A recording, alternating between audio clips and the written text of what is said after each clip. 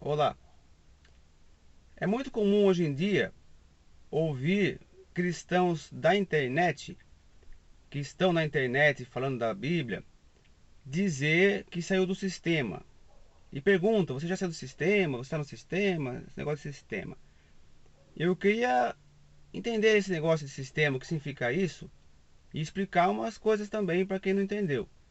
A questão é a seguinte: em primeiro lugar, para quem não sabe o que significa isso, sair do sistema, sistema religioso. A questão é simples, é a seguinte: existe uma série de igrejas que comercializam a fé das pessoas.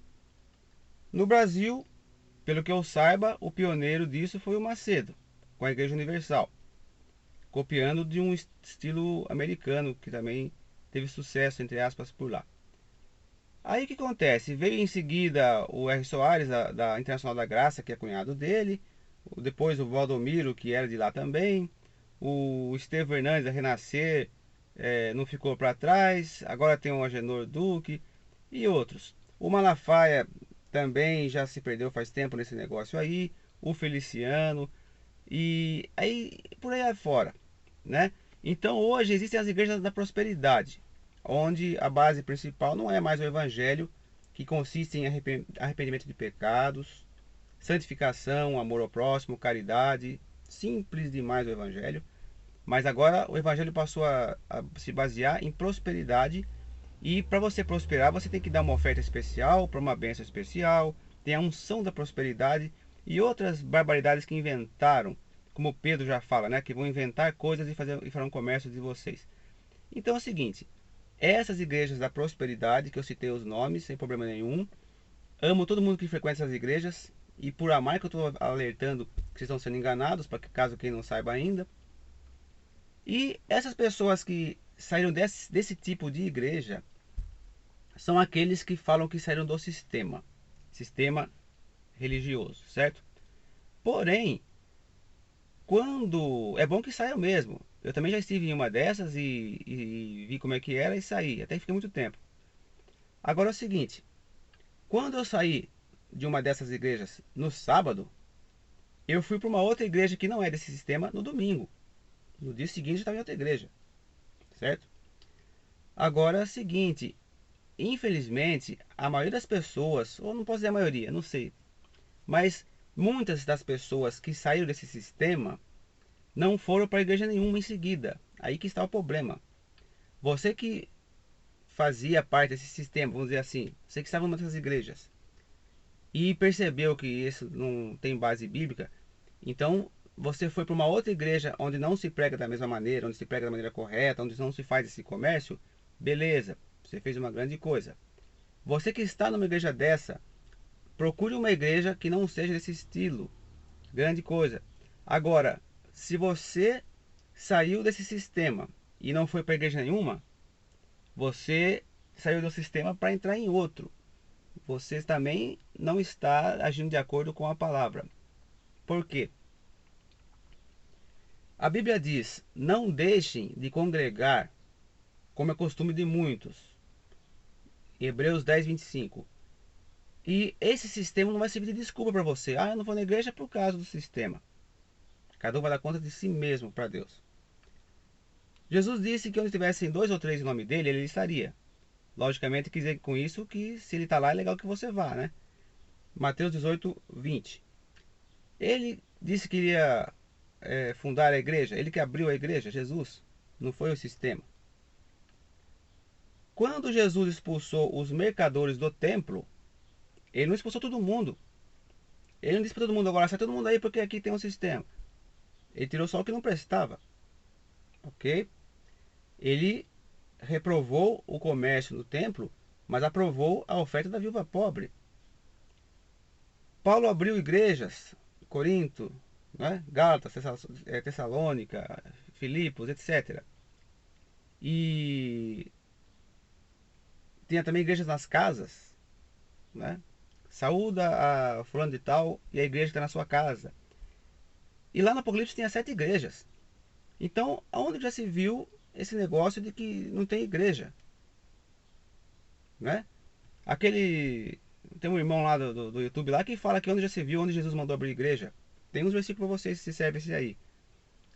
Coríntios 14, Paulo fala sobre a ordem no culto. Culto aonde? No meio da rua? Em algum lugar que se chama de igreja. Paulo também fala nesse capítulo sobre os dons. Ele fala que quando vocês se reúnem numa igreja, cada um tem um dom e cada um exerce o seu dom para a edificação dos outros. Ok? Então é como se fosse um time, né? Um conjunto. Você, quando você se reúne, quando você se congrega em alguma igreja, você vai edificar outras pessoas e ser edificado por elas também, cada um com o seu dom. Um vai ensinar, o outro vai louvar, o outro tem um testemunho, o outro tem a profecia, o outro interpreta, como Paulo diz lá sobre os dons. Então, o que acontece?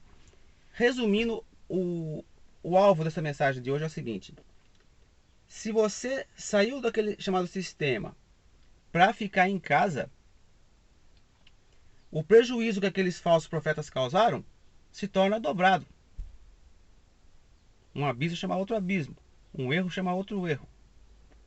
Agora, se você sair daqueles lugares e ir para um lugar onde prega o evangelho de verdade e protestar aquele lá, aí beleza, está comigo, né? E não está comigo, está com o que a palavra diz. Olha só, tem algumas coisas que nós praticamos na igreja que não dá para praticar pela internet. Eu tenho um vídeo, inclusive, que está no YouTube, no meu canal, que eu disse assim: as 12 vantagens da igreja virtual. 12 vantagens. Então existem muitas vantagens, eu achei 12, pelo menos, na igreja virtual, ou seja, falar de Deus pelo Facebook, pelo YouTube, pela internet. Só que mesmo nesse vídeo eu especifico no começo e no fim que as vantagens da igreja virtual não substituem a igreja real. Temos que aproveitar, ou podemos aproveitar as vantagens da virtual sem deixar de nos congregar fisicamente, ok? Até porque a ceia, por exemplo, o batismo, a oração por imposição de mãos, a unção com óleo para o enfermo feita pelo presbítero da igreja, essas e outras coisas você não faz pela internet. Tem como você orar com imposição de mãos por alguém pelo Facebook? Tem como você ungir alguém pelo Facebook? Tem como você batizar alguém pelo Facebook? Né? Não tem como. Então, algumas coisas, entre essas, a ceia, por exemplo, que está lá em Coríntios 11, não tem como fazer pela internet, certo?